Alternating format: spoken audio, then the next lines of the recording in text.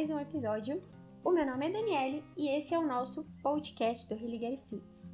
A todos os nossos ouvintes, eu queria agradecer, é sempre uma satisfação inenarrável ter você aqui, seja nos nossos canais de transmissão, se você está nos ouvindo pelo Spotify ou nos assistindo pelo YouTube, que essas palavras, apesar de serem poucos minutos, pouco tempo que nós temos aqui, sejam palavras edificadoras, edificantes sobre a sua vida e que essa palavra possa penetrar em seu coração, trazer mais conhecimento à luz dessa palavra. Hoje nós traremos um assunto que todos os anos é muito comentado, todos os anos vemos muitos ornamentos, é uma das datas mais especiais que existem hoje na cristandade, hoje na face da terra, a Páscoa. E qual é a origem da Páscoa? Qual o seu verdadeiro significado? Esse será o nosso tema de hoje.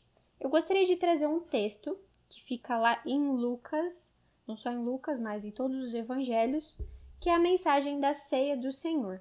Fica lá no capítulo 22 e eu gostaria de ler com vocês o verso 7 e o verso 15. Finalmente chegou o dia dos pães sem fermento, no qual devia ser sacrificado o cordeiro pascal. Jesus enviou Pedro e João, dizendo: vão preparar a refeição da Páscoa. E no 15, quando eles já estão reunidos, desejei ansiosamente comer esta Páscoa com vocês antes de sofrer. Jesus fala aos seus discípulos na mesa.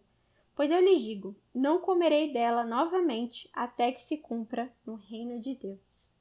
Recebendo um cálice, ele deu graças e disse: tomem isto e partilhem uns com os outros, pois eu lhes digo que não beberei outra vez do fruto da videira até que venha o reino de Deus.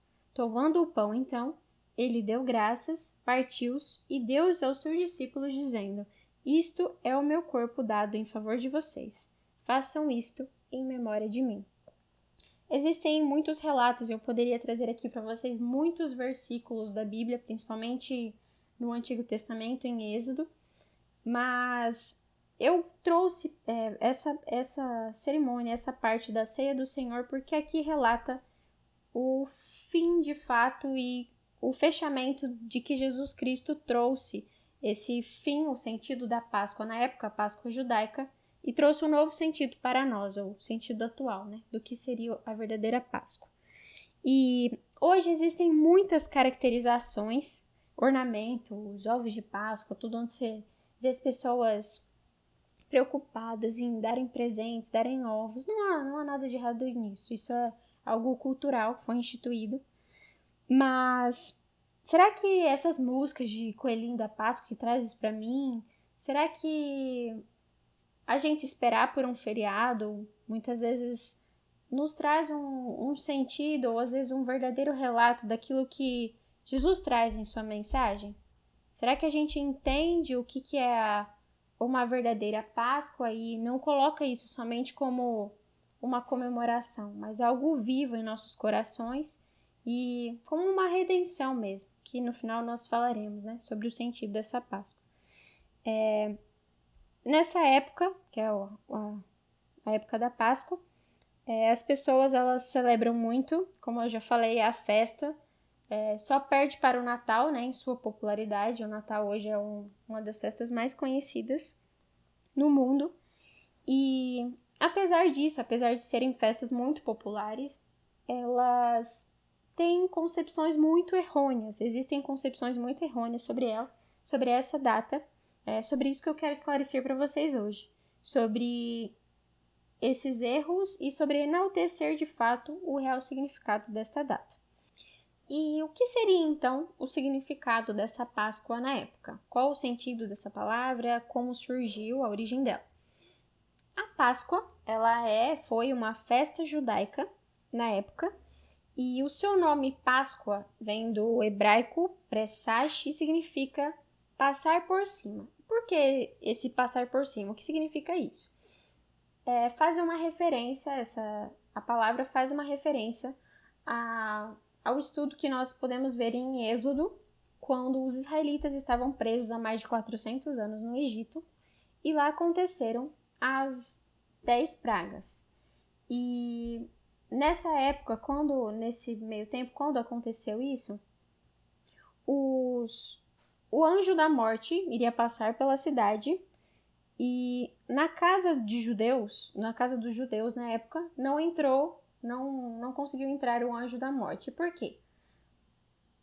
Moisés, por ordem de Moisés, ele pediu para que os israelitas sacrificassem um cordeiro na época e assim aspergissem as portas, os umbros das portas, para que o anjo da morte, quando passasse, não acontecesse de matar os primogênitos. E assim aconteceu. Os israelitas foram lá por ordem de Moisés, aspergiram as portas, e todas aquelas portas dos judeus que estavam aspergidas, os filhos primogênitos não morreram. E foi assim que depois Moisés ele instituiu a Páscoa como um memorial desse evento, do que aconteceu, né? Essa festa ela se tornou a mais importante das festas do calendário anual judaico, e nela se sacrificava sempre o cordeiro com ervas amargas e o pão sem fermento, que hoje nós podemos ver, né? E como então isso surgiu no cristianismo? A gente falou aqui da Páscoa judaica, o sentido dela, mas como isso surgiu dentro do cristianismo? Esse texto que a gente leu aqui em Lucas, ele antecede sobre o sacrifício, sobre aquilo que Jesus fez na cruz. Ele nos mostra a sua traição. Foi traído, ele foi preso, ele foi morto. E durante toda a celebração, todas aconteceram nessa festa da Páscoa em Jerusalém. E a sua ressurreição aconteceu no domingo de manhã, após o sábado pascual. É por isso que se comemora hoje, se vê hoje o domingo de Páscoa, né? E como a sua morte ela foi quase na sexta-feira, que hoje é considerada a sexta da paixão de Cristo, que muitos comemoram como Sexta-feira Santa, hoje ela foi colocada, ela entrou no calendário litúrgico como um dia santo. E na quinta-feira, um dia antes, antes de Jesus ser traído e estar com os demais judeus, Jesus e os seus discípulos, eles comiam o cordeiro pascal na ceia, assim como a gente leu aqui e viu. E ele determinou que os seus discípulos, na época, naquele momento, passassem a não comer mais a Páscoa, assim como a gente leu.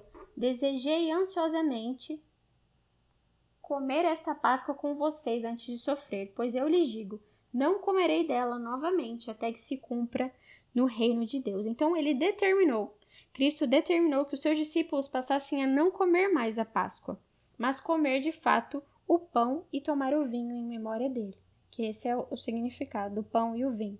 Esses elementos, os dois elementos, o pão e o vinho, eles simbolizavam o seu corpo e o seu sangue, que eles seriam dados em sacrifício a pecados de muitos, e que era uma referência antecipada de que Jesus fez na morte de cruz. E então foi nessa noite, na mesma noite que ele foi traído, na mesma noite que ele estava nessa celebração de Páscoa, Jesus instituiu a ceia do Senhor. Foi assim que ele, como se, não sei se eu posso dizer anular, mas é como se todo aquele momento de Páscoa judaizante acontecesse. Jesus tirou e falou assim, é isso que significa de fato, não quero que vocês comam mais disso, mas que vocês desfrutem do pão da vida, do vinho, que significa o meu corpo e o meu sangue, que vocês possam entender esse significado. E ele fez isso antes da sua morte de cruz. E então, hoje, os cristãos, né, a rigor, eles não celebram a Páscoa. É muito, às vezes, difícil a gente colocar isso na mente, que a gente fala, mas na minha igreja lá, fazem negócio de Páscoa, dançam lá, negócio de Páscoa, tarará, tem um monte de firula. E nós, cristãos, a rigor, nós não comemoramos a Páscoa. Isso é um evento judaico antigo, que acontecia, né, na antiga aliança, que já não existe. Então, para nós, o que seria essa Páscoa? Ela é simbólica apenas do sacrifício de Cristo, que foi o Cordeiro de Deus, cujo sangue impede que o anjo da morte hoje possa nos destruir eternamente. Ou seja, é como se a sombra, ela desce um lugar para a realidade de hoje. Então, se hoje os cristãos, eles comem e bebem do pão, é uma memória de Cristo, e não somente em apenas uma data, mas todo ano. Na sua igreja, você não ceia apenas uma vez no ano. Teremos o domingo de Páscoa, então vamos ceiar. Não. Isso acontece todos os domingos. Na igreja que eu congrego, todo o primeiro domingo. Depende de alguma ação no meio, no fim. E essa é a verdadeira representação do corpo de Cristo, do seu sangue derramado pelo pecado de muitos, meu e seu. E será que a gente entende mesmo que muitas coisas que aconteceram, elas foram anuladas por conta também desse sacrifício que o Senhor fez? Será que a gente compreende que todas as vezes que você senta no banco da igreja, eu e você, sentamos no banco da igreja e colocamos lá aquele pão e aquele suco, aquele vinho na nossa mão, será que a gente entende o peso que a gente está segurando? Ou a gente quer estar lá somente para tirar uma foto e falar, ei, aqui mais um domingo de Páscoa, aleluia, muito obrigada, Senhor, por mais um dia, e coloca um versículo bonito. Será que esse significado tem penetrado em nossos corações? Que alguém morreu por você, que alguém morreu por mim, e esse sangue, esse pão, nós precisamos relembrar dele todas as vezes, não somente quando você está na igreja, você está sentado naquela cadeira e você tem que ceiar, mas todos os dias. Essa semana eu tava ouvindo uma música com meu esposo, enquanto a gente tava na cozinha juntos, e eu comecei a chorar enquanto eu ouvia a canção, porque falava sobre essa cruz. Toda vez que eu falo, eu choro. Falava sobre essa cruz, e eu me lembrei do versículo que diz em Hebreus que todas as vezes que nós pecamos, todas as vezes nós colocamos Jesus no madeiro de novo. É como se nós pregássemos ele novamente. E a gente tem entendido o sacrifício que é a nossa vida. Muitas vezes nós reclamamos que, mas eu tenho que fazer isso ou aquilo, mas às vezes ser crente é difícil, que eu tenho que abdicar de tantas coisas. Que depois de você conhecer esse amor tão grande, a sua vida deve ser um sacrifício vivo para todas as suas obras, para tudo aquilo que o Senhor faz na sua vida e através de você. Então, a Páscoa pode até ter antes um sentido ser uma festa judaica na época, mas hoje é esse o sentido da Páscoa que nós devemos ter em nossos corações. Esse amor sacrificial do Senhor.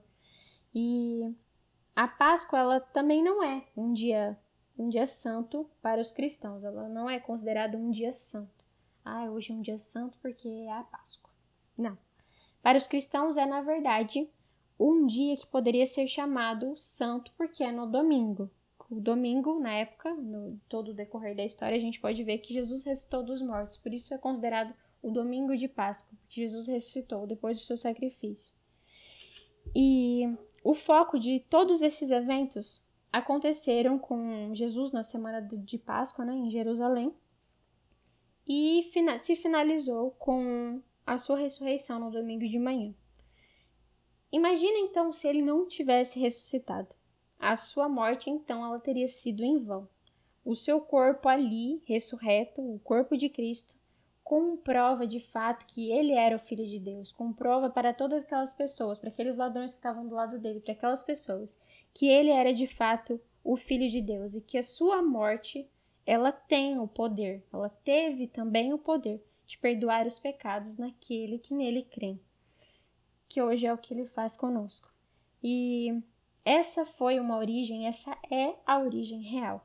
Então, muitas vezes pensarmos que coelho, ovo, música do coelhinho da Páscoa e outros apetrechos populares que hoje existem, elas foram apenas acrescentadas, hoje só são apenas acrescentadas à Páscoa por apenas crendice e superstição, mas que não se encaixam de fato num sentido real do que seria a Páscoa.